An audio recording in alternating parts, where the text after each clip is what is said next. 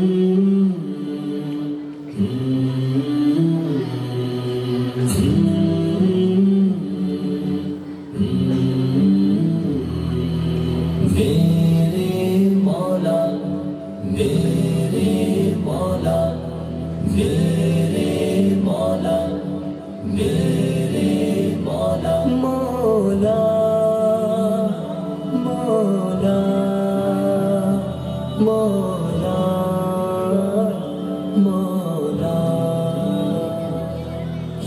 پٹ کے مسافر کی ہے ایک صدا، اے مولا مجھے اپنے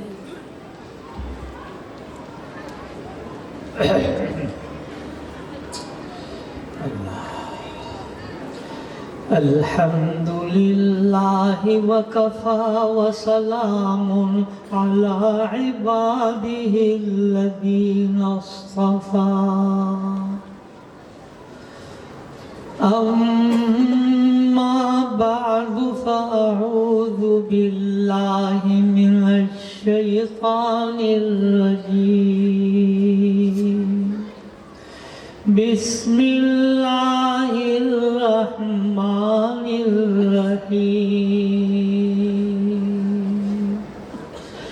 انا نحن نزلنا الذکر وَإِنَّا لَهُ لَحَافِظُونَ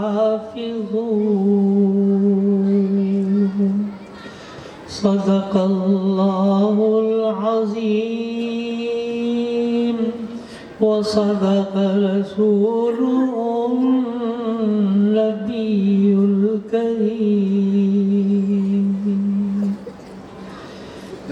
اللہم صلی علی سیدنا و مولانا محمد وعلی آل سیدنا و مولانا محمد وبارک وسلم رب اشرح لی صدری ویسر لی امری واحلل عقدۃ من لسانی یفقہوا قولی اللہم ارنا الحق حقا وارزقنا اتباعہ وارنا الباطل باطلا وارزقنا اجتنابہ آمین یا رب العالمین۔ میرے انتہائی واجب الاحترام جناب مولانا خالد محمود صاحب، اساتذہ کرام،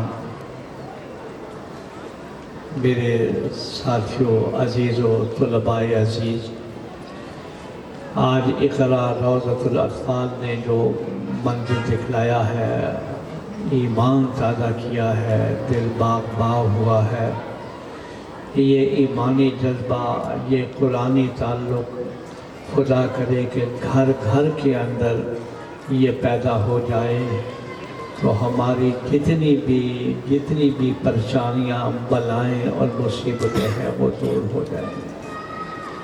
انہوں نے لاہور اور قرب و جوار کے مدارس کے بارے میں حفاظ کی تعداد بتلائی ہے۔ یہ پاکستان کا بہت بڑا اعزاز ہے جس میں اقرا روضۃ الاطفال کا بڑا ہاتھ ہے کہ ساری دنیا کے اندر سروے کرایا گیا تو جتنے حفاظ پاکستان سے ملے ہیں اتنے حفاظ کہیں ایک سال میں پیدا نہیں۔ 70,000 کے قریب حفاظ 2 سال پہلے ان کی گنتی کی گئی ہے۔ سعودی حکومت نے وفاق والوں کو تمغہ دیا کہ اتنے حفاظ دنیا میں کہیں نہیں۔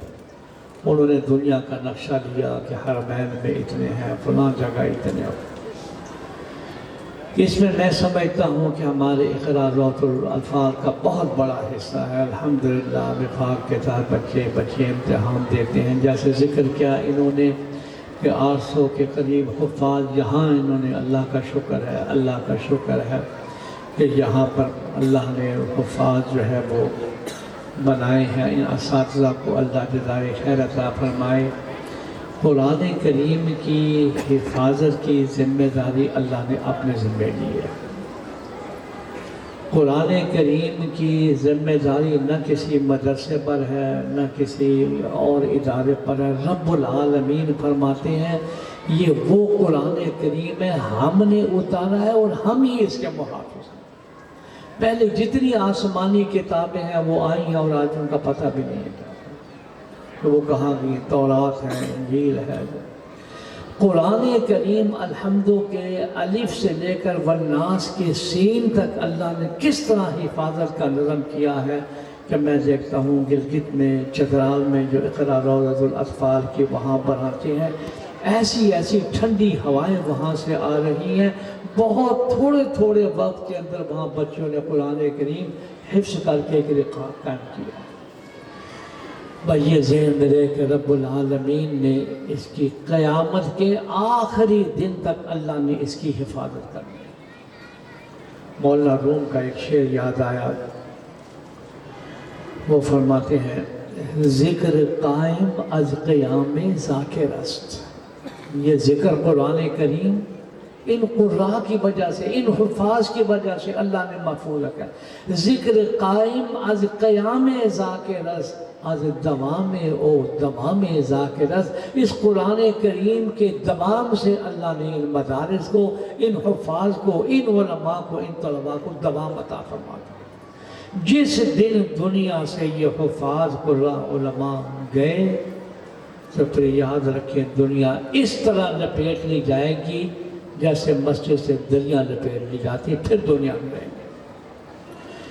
اللہ جزائے خیر دے اقرا روضۃ الاطفال کے سارے منتظمین کو، اساتذہ کو کہ اتنی محنت کر رہے ہیں۔ ہمیشہ ٹھنڈی ہوائیں ہیں، کراچی جانا ہوا اور مختلف جگہ پر جانا ہوا، براہ راست بچوں کا تلفظ صحیح ہے، تجوید کے ساتھ پڑھتے ہیں، حفظ میں ماشاءاللہ بڑے اچھے نمبر لیتے ہیں۔ یہ اللہ تعالیٰ نے ہمارے لیے بہت بڑا اللہ نے کرم فرمایا۔ میں ان بچوں کے اب سرپرستوں سے ایک بات عرض کرنا چاہتا ہوں۔ قرآن کریم سے بچپن سے تعلق چلا آ رہا ہے۔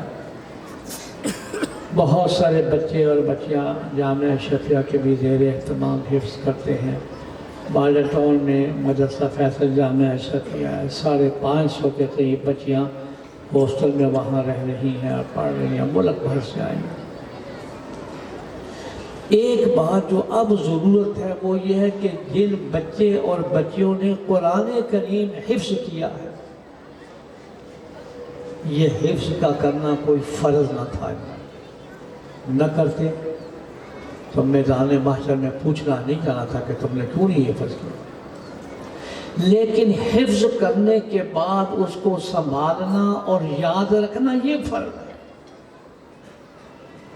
اگر قرآن کریم جیسی حفظ کی دولت اور نعمت اللہ نے عطا فرمائی ہو اور پھر آدمی اس نعمت کی قدر نہ کرے، اس کو ضائع کر دے، تو میرے دوستوں اور بزرگوں یہ پھر اللہ جل شانہ کے غضب کو دعوت دے۔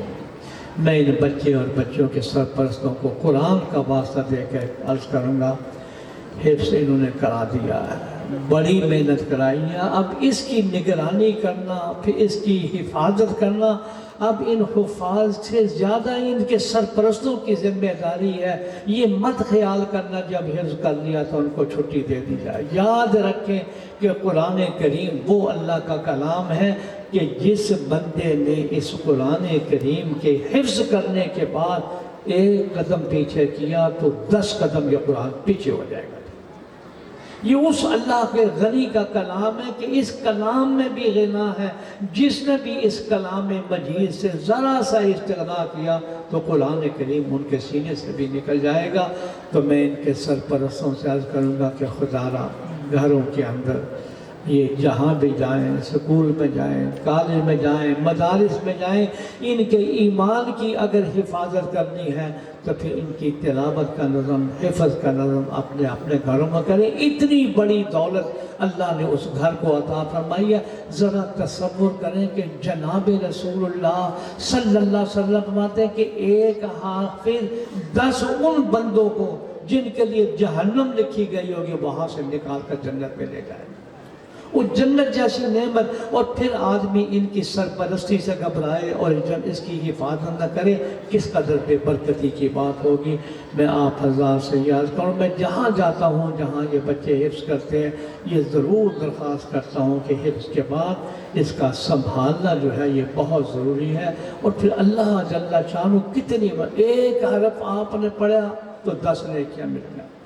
الف لام میم پڑھا، حضرت صلی اللہ علیہ وسلم فرماتے ہیں اس پر 30 نیکیاں ملیں گی۔ یہ نہیں کہ الف لام میم ایک ہے، بل الف حرف لام حرف میم حرف، کتنا بڑا خزانہ جو ہے ہمارے پاس نیکیوں کا جمع ہوگا۔ اس تلاوت کے صدقے میں میں پھر آخر میں مبارکباد دیتا ہوں اقرا روضۃ الاطفال کے تمام اساتذہ کو، منتظمین کو۔ اللہ جل شانہ ہمیشہ دعا کرتا ہوں، سچی بات یہ ہے کہ حقیقت یہ ہے کہ انہوں نے ایسے ایسے کام کر دکھائے ہیں جس کا تصور بھی نہیں کیا جا سکتا۔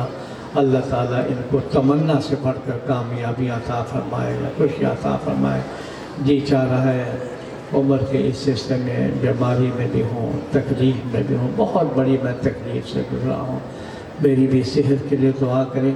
لیکن جی چاہ رہا ہے کہ ایک دعا سیدنا ابو ہریرہ رضی اللہ تعالیٰ عنہ کی اپنی لالچ میں سناتا ہوں۔ میرے ابا جی بانی جامعہ اشرفیہ حضرت مفتی محمد حسن نبر اللہ مرقدہ ہزارہ مرتبہ یہ جملہ فرمایا ہوگا، اکثر فرمایا کرتے کسی طرح اپنے ایمان کو بچا کے قبر تک لے جاؤ، پھر موج ہی موج ہے، پھر موج ہی موج ہے۔ تو میں حضرت ابو ہریرہ رضی اللہ تعالیٰ کی ایک دعا، سعید بن مسیب رحمۃ اللہ علیہ بازار میں ملاقات ہوئی، بازار تو پھر بازار ہے، تو دعا دی، اسأل اللہ ان یجمع بینی و بینک فی سوق الجنہ۔ جس طرح اللہ نے تجھے مجھے اس دنیا کے بازار میں اکٹھا کیا ہے، اللہ جنت کے بازار میں بھی اکٹھا کر دے۔ تو میں دعا مانگتا ہوں کہ یا اللہ جس طرح آپ نے اس قرآن کے صدقے میں ہمیں اس بابرکت تقریب میں اکٹھا کیا ہے، یا اللہ آپ کو کوئی پوچھنے والا نہیں، ہمیں جنت میں بھی تو اسی طرح اکٹھا فرما دے، آمین۔ وآخر دعوانا ان الحمد للہ رب العالمین۔